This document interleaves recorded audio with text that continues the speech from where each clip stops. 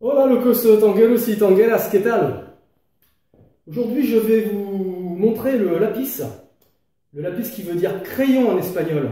Et c'est avec ce crayon que je vais dessiner du bout de mon pied, en caressant le sol, un cercle.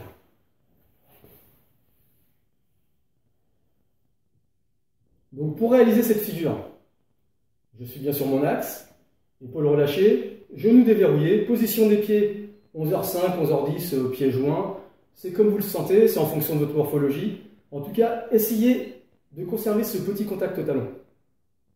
À partir de là, je mets tout mon poids sur ma jambe de terre, ma jambe d'appui. Je la fléchis, je plie ma jambe pour permettre d'allonger ma jambe de transfert en avant, sur le côté et en arrière, de façon à bien étirer au maximum sans que mon bassin ne bouge. Immobiliser le bassin. Et je regroupe. Je vais le faire en décomposant. Je plie ma jambe d'appui. J'allonge ma jambe de transfert en avant, côté, arrière. Position du pied en arrière, important. Le talon toujours en hauteur, le pied toujours à la verticale et qui repose sans poids sur le gros orteil. Si on met du poids, c'est pas bon, on est déstabilisé. Et si notre pied n'est pas à la verticale, hormis le style, pareil, ça peut être compliqué pour notre axe. Et en plus, le gros orteil joue son rôle de stabilisateur, nous permet d'être bien stable, donc si on met du poids, ça peut être compliqué. Et ensuite, je regroupe. Quand je regroupe, je reviens en position arrière, je repasse au plus proche des genoux et des chevilles.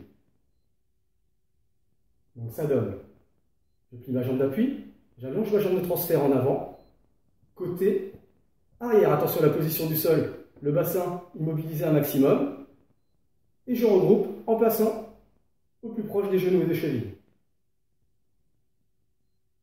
Je plie, j'allonge devant, côté, arrière, regroupe, devant, côté, arrière, regroupe, devant, côté, arrière, regroupe. Même chose de l'autre côté. Je plie ma jambe d'appui et j'allonge ma jambe de transfert devant, côté, arrière. Même position pour le pied à la verticale, pas de poids sur le gros orteil et on immobilise le bassin maximum. Et je regroupe en repassant au plus proche des genoux et des chevilles. Devant, côté, arrière, regroupe. Devant, côté, arrière, regroupe. Devant, côté, arrière, regroupe. Maintenant, je vais le faire de façon un peu plus déliée, sans décomposer. Beaucoup plus fluide. Même position. Et devant, je caresse le sol en dessinant ce cercle. Côté, arrière, on fait bien attention à la position du pied à la verticale. Et je regroupe en passant au plus proche des genoux et des chevilles pour pouvoir repartir. Devant, côté, arrière, regroupe. Devant, côté, arrière, regroupe. Devant, côté, position du pied, regroupe au plus proche des genoux et chevilles. Devant, côté, arrière, on ne bouge pas le bassin. Regroupe au plus près des genoux et des chevilles. Devant, côté, arrière.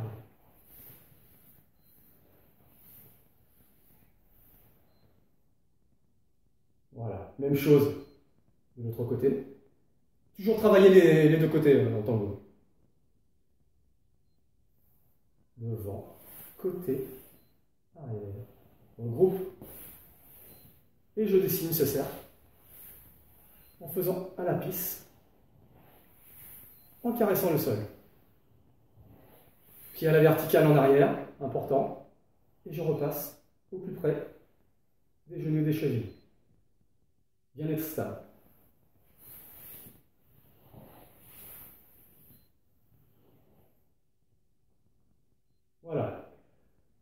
Je vais vous proposer maintenant quelque chose en mouvement, sur des pas, des déplacements latéraux, des pivots et des enrosqués qu'on a vu, je vous ai montré dans les vidéos précédentes.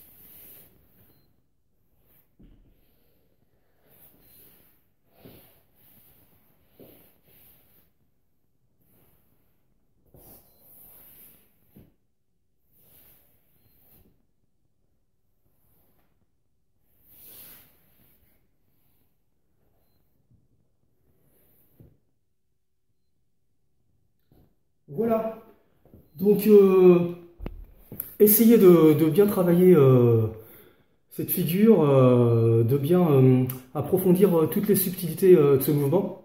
Et dans les prochaines vidéos sur mon réseau, je vous montrerai comment incorporer le lapis dans les enrosqués et avec les pivots, un peu comme je viens de vous montrer à l'instant. En attendant, bonne révision, locos tangueros y tangueras. Portez-vous bien, vous me manquez énormément. Donc bonne révision et surtout, n'oubliez pas, el tango sera popular o no sera nada. Hasta pronto, besos.